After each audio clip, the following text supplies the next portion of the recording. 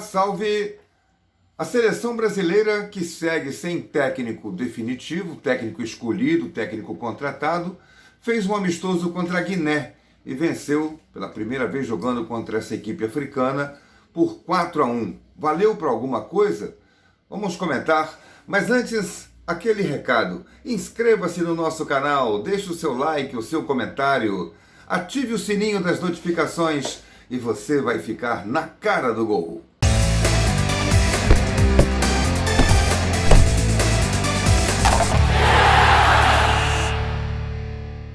Parar na frente de uma televisão ou dentro de um estádio de futebol para ver a seleção brasileira jogar é um bálsamo, é uma beleza para quem ama o espetáculo futebol. A seleção mais laureada do mundo, mais vezes campeã do mundo, é sempre uma atração. Mas qual é essa seleção brasileira que a gente vê de camisa preta por causa de uma situação absolutamente abominável de racismo? Um protesto contra o racismo, que aconteceu de novo, apesar da camisa preta e do evento criado para exatamente protestar contra o racismo. As autoridades do futebol continuam muito condizentes, muito acessíveis a aceitar as coisas que são nefastas para o futebol e para a sociedade como um todo. Cadê punição? Cadê atitude prática?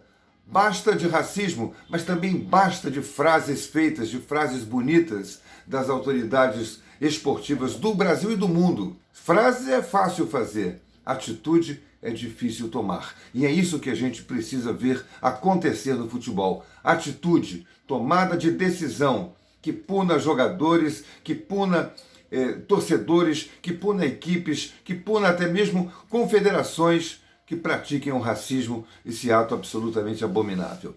Isto dito, o Brasil foi jogar contra a Guiné.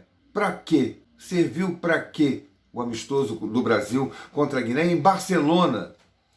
Viaja todo mundo, milhares de quilômetros, para jogar um amistoso num estádio meio vazio, meio cheio, que não foi lá para assistir, de fato, uma partida de futebol, foi lá para ver um espetáculo qualquer.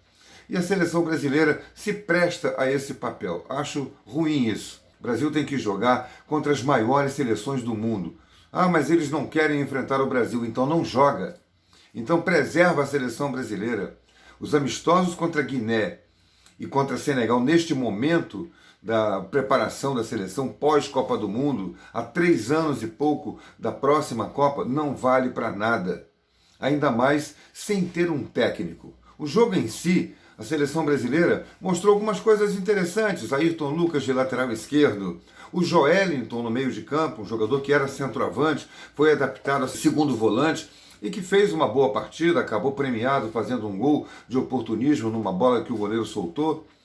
Deu para ver Rafael Veiga um pouquinho e algumas outras coisas que são mais ou menos mais do mesmo. Casemiro no meio do campo, Vinícius Júnior e Rodrigo no ataque são 2 titulares. Qualquer técnico que chegue vai escalar os 2 de titulares na seleção, no ataque da seleção. Agora, quem é o nosso centroavante? Daqui para o futuro, daqui para a próxima Copa. Pedro praticamente não teve oportunidades. Talvez tenha mais no segundo jogo, mas nesse primeiro, Richarlison mais uma vez deixou a desejar. Ele é um bom atacante, mas não é o centroavante, o 9 da seleção, pelo menos na minha maneira de ver. E faltam muitas outras coisas. Falta aproveitar um pouco mais o estilo de jogo determinante da seleção brasileira, de toque de bola, pressão no adversário e predomínio na partida. Ainda mais contra uma seleção tão fraca. Mas venceu o Brasil 4-1, teve gol do Vinícius Júnior, teve o protesto formalizado, mas vamos para o que interessa. Quem é o novo técnico da seleção? Quem será o técnico para dirigir a seleção brasileira na Copa do Mundo dos Estados Unidos, México e Canadá? Vai ser disputada pela primeira vez em 3 países a próxima Copa do Mundo. Parece que vai ser o Ancelotti. A CBF cismou que tem que ser o Ancelotti e vai esperar por ele o tempo que precisar. Mais 6 meses, mais 1 ano, e não acho que esse seja o caminho. É tempo perdido. É preciso pensar num trabalho de longo prazo. Copa do Mundo não é brincadeira. Mas a gente, apesar de ter tido o fracasso das últimas 2 Copas, teve um trabalho realizado. Se não foi campeão, às vezes por detalhes, por uma bola perdida, por um erro de estratégia numa jogada de ataque que a seleção brasileira foi fazer, em que o seu volante Fred, que entrou para defender, resolveu dar o combate na última linha, lá no goleiro, lá no zagueiro, na linha de fundo adversária. E faltou gente para combater aqui, saiu aquele gol da Croácia. Detalhes decidem Copa do Mundo. Não quer dizer que isso comprometa ou que coloque por terra, que deslustre todo um trabalho que foi feito ao longo de 6 anos pelo técnico Tite. Acho que o Tite fez um bom trabalho. Não foi campeão. Quantos fizeram bons trabalhos em todas as seleções do mundo e não foram campeões? Campeão é um só. Só um ganha o título. Só um levanta o caneco. E a gente, às vezes, tende a condenar um trabalho inteiro feito com muito preparo, com muito afinco, com muita dedicação, por causa de um jogo, por causa de um infortúnio de uma partida de futebol, que acontece com qualquer um.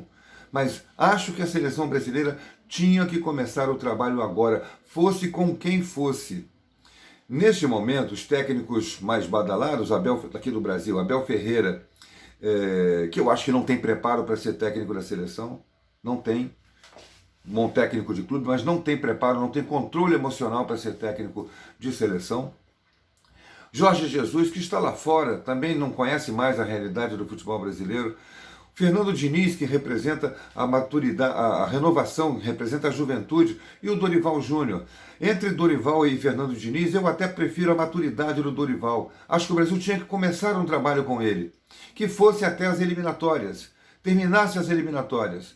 E aí você veria o que poderia ser feito para a Copa do Mundo. Mas a CBF insistiu com Carlo Ancelotti, que não conhece nada do futebol brasileiro, a não ser os jogadores que atuam na Europa, jogadores que ele comanda no Real Madrid, não conhecem a realidade do torcedor brasileiro, do que pensa o torcedor brasileiro sobre seleção, sobre Copa do Mundo, sobre o futebol como um todo. Ele vive uma outra realidade, sem tirar o mérito, evidentemente, ele tem todos os méritos, mas se ele pudesse vir agora abraçar um trabalho com o futebol brasileiro, estava tudo bem. Eu estaria aplaudindo aqui o Brasil fazer essa investida, essa experiência com um treinador estrangeiro. Não sendo assim, não aprovo, não acho que seja ideal, não acho que vai funcionar.